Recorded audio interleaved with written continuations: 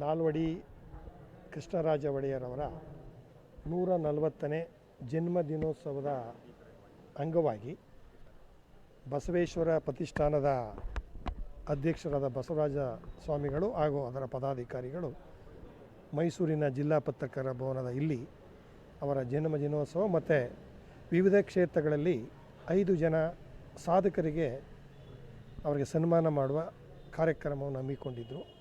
ಈ ಒಂದು ಕಾರ್ಯಕ್ರಮದ ಉದ್ಘಾಟನೆಯಾಗಿ ನಾನು ಈ ದಿನ ಈ ಒಂದು ಕಾರ್ಯಕ್ರಮಕ್ಕೆ ಆಗಮಿಸಿದ್ದೆ.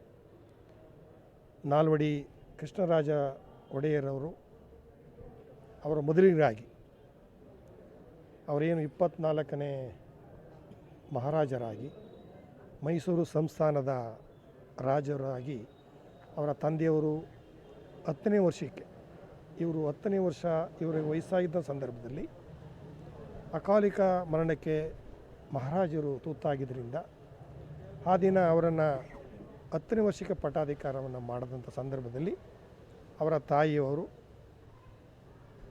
ಏನು ಮಹಾರಾಜರ ಯುವರಾಜರ ಯೋಗಕ್ಷೇಮವನ್ನು ಅವರ ವಯಸ್ಕರಾಗುವವರೆಗೆ ನಾನು ನೋಡ್ಕೊಳ್ತೀನಿ ಅಂತೇಳಿ ಅವರಿಗೆ ಎಲ್ಲ ಥರದ ಒಬ್ಬ ಮಹಾರಾಜರಿಗೆ ಇರಬೇಕಾದಂಥ ಎಲ್ಲ ತರಬೇತಿಗಳು ಶಿಕ್ಷಣಗಳನ್ನು ದೇಶ ವಿದೇಶಗಳಲ್ಲಿ ಆಗಿನ ಕಾಲದಲ್ಲೇ ಸಮರ್ಪಕವಾಗಿ ಅವರಿಗೆ ಕೊಡುವುದ್ರ ಮುಖಾಂತರ ಅವರಿಗೆ 18 ವರ್ಷ ಆದಂಥ ಸಂದರ್ಭದಲ್ಲಿ ಮೈಸೂರಿನ ಜಗನ್ಮೋಹನ ಪ್ಯಾಲೇಸ್ನಲ್ಲಿ ಅವರ ಪಟ್ಟಾಧಿಕಾರ ನಡೀತದೆ.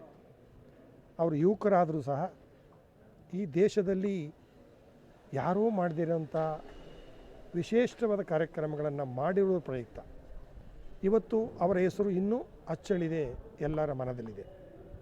ಇವತ್ತೇನು ನಾವು ಮನೆಗೆ ಬೆಳಕು ಕರೆಂಟು, ಆ ಕರೆಂಟನ್ನು ಉತ್ಪಾದನೆ ಮಾಡೋದ್ರ ಮುಖಾಂತರ ಇಡೀ ಎಲ್ಲ ರಂಗಕ್ಕೆ ಮನೆಗಲ್ಲದೇ ಎಲ್ಲ ವಿಧವಾದ ಫ್ಯಾಕ್ಟ್ರಿ ಕಾರ್ಖಾನೆಗಳು ಎಲ್ಲ ಪ್ರತಿಯೊಂದು ಕರೆಂಟ್ ಇಲ್ಲದೇ ಏನು ನಡೆಯಲ್ಲ ಅನ್ನೋ ಇವತ್ತಿನ ಕಾಲದಲ್ಲಿ ನಾವು ಒಂದು ವಿದ್ಯುತ್ಗೆ ಅವಲಂಬಿತವಾಗಿದ್ದೀವಿ ಕಂಪ್ಯೂಟರ್ ಯುಗದಲ್ಲಿ.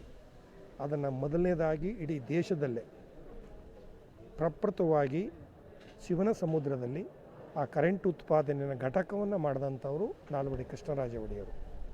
ಅದಾದ ನಂತರ ಏನು ಶಿವಮೊಗ್ಗದ ಒಂದು ಏನು ಜಲವಿದ್ಯುತ್ತಿನ ಕೇಂದ್ರ ಸ್ಥಾಪನೆ ಆಗಬೇಕು, ಅದಕ್ಕೆ ವಿದ್ಯುತ್ತನ್ನು ಕೊಟ್ಟಂಥವರು ಶಿವನ ಸಮುದ್ರದಲ್ಲಿ ಉತ್ಪಾದನೆ ಮಾಡಿದಂಥ ಕರೆಂಟನ್ನು ಪ್ರಪ್ರಥಮವಾಗಿ ವಿದ್ಯುತ್ತನ್ನು ಅಲ್ಲಿಗೆ ಕೊಟ್ಟಂಥವರು ನಾಲ್ವಡಿ ಕೃಷ್ಣರಾಜವರು.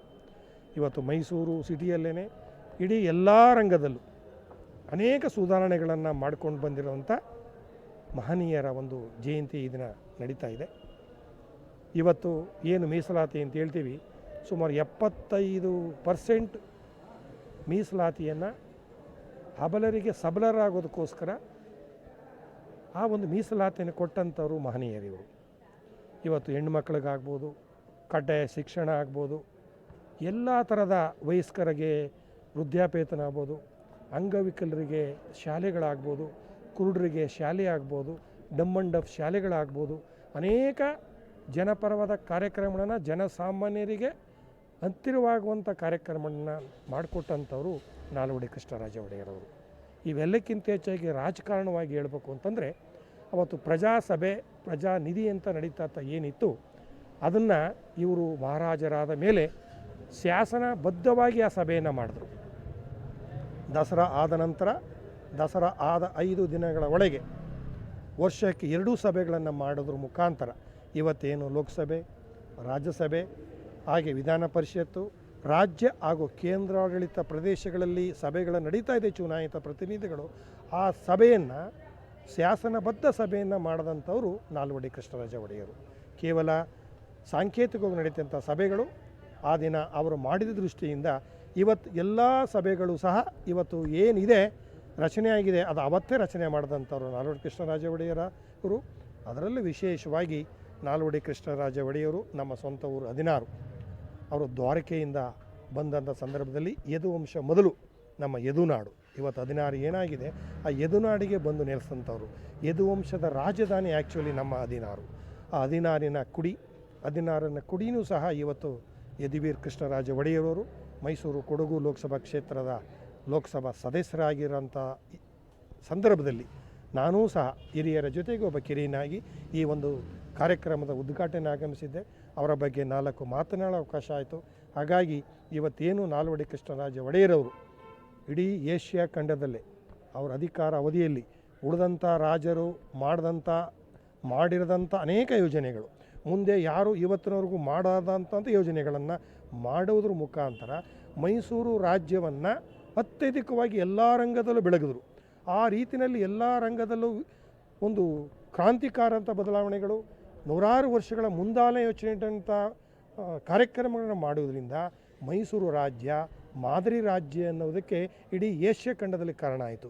ಅಂಥ ಮಹನೀಯರ ಒಂದು ಜಯಂತಿ ಉತ್ಸವವನ್ನು ನಾವು ಇದನ್ನು ಹಮ್ಮಿಕೊಂಡಿದ್ದರಿಂದ ನಾನು ಇಲ್ಲಿಗೆ ಬಂದು ಭಾಳ ಸಂತೋಷದಿಂದ ಅವರ ಆದರ್ಶಗಳನ್ನು, ಅವರು ಮಾಡಿದಂಥ ಯಾವ ವಿಧವಾದ ಅವರ ತೀರ್ಮಾನಗಳನ್ನು ತೆಗೆದುಕೊಟ್ಟರು, ಸಾರ್ವಜನಿಕರಿಗೆ ಯಾವ ವಿಧವಾದ ಒಂದು ಕಾರ್ಯಕ್ರಮಗಳನ್ನು ಮಾಡಿದರೂ ಸಹ ಅದರಿಂದ ನನಗೇನಾಗತ್ತೆ, ನಮ್ಮ ಸರ್ಕಾರಕ್ಕೆ ಏನಾಗುತ್ತೆ ಅನ್ನೋದನ್ನು ಯೋಚನೆ ಮಾಡದೇ ಸಾರ್ವಜನಿಕ ಬದುಕಿಗೆ ಅನುಕೂಲ ಆಗಬೇಕು, ಸಾರ್ವಜನಿಕರಿಗೆ ಅವರ ಎಲ್ರಿಗೂ ಸಮಾನ ಆಗಬೇಕು ಅಂತ ಯೋಜನೆಗಳನ್ನು, ಕಾರ್ಯಕ್ರಮಗಳನ್ನು ಸಮಾನತವಾಗಿ ಯಾವ ವಿಧವಾದ ಆಸೆ ಆಕಾಂಕ್ಷೆಗಳು ಇಲ್ಲದೆ, ಸ್ವಾರ್ಥವಿಲ್ಲದೆ ಅದನ್ನು ಮಾಡೋದ್ರ ಮುಖಾಂತರ ನಮಗೆ ಅನುಕೂಲ ಆಗಬೇಕು ಅನ್ನೋ ಒಂದು ವಿವೇಚನೆ ಇಲ್ಲದೆ, ಮನಸ್ಸಿನಲ್ಲಿ ಆಸೆ ಇಟ್ಕೊಳ್ಳದೆ ಮಾಡಿದಂಥ ನಾಲ್ವಡಿ ಕೃಷ್ಣರಾಜ ಒಡೆಯರವರ 140ನೇ ಜಯಂತಿ ಕಾರ್ಯಕ್ರಮದಲ್ಲಿ ನಾನು ಭಾಗವಹಿಸಿ ಬಂದಿದ್ದೆ. ಈ ಒಂದು ಕಾರ್ಯಕ್ರಮದ ಮುಖಾಂತರ ನಾವು ಅವರ ಆದರ್ಶಗಳನ್ನು ನಾನೂ ಸಹ ನಮ್ಮ ಕೈಲಾದ ಜೀವನ ಪರ್ಯಂತ ನಾನು ಅವರ ಏನು ಯದುವಂಶದ ಕುಡಿಯ ಊರಿನವನು, ಹಾಗಾಗಿ ನನ್ನನ್ನು ಆ ಒಂದು ದೃಷ್ಟಿಯಿಂದ ಕರೆದಂಥ ಸಂದರ್ಭದಲ್ಲಿ ಹಿರಿಯರಾದಂಥ ಅನೇಕ ಈ ಹಿರಿಯರು ಕಾರ್ಯಕ್ರಮದಲ್ಲಿ ಭಾಗವಹಿಸಿದರು. ಅವರಲ್ಲಿ ನಾನು ಒಬ್ಬನಾಗಿ ಈ ಕಾರ್ಯಕ್ರಮಕ್ಕೆ ಭಾಗವಹಿಸಕ್ಕೆ ಬಂದಿದ್ದೆ. ಸರ್, ಈಗ ನಾಲ್ವಡಿ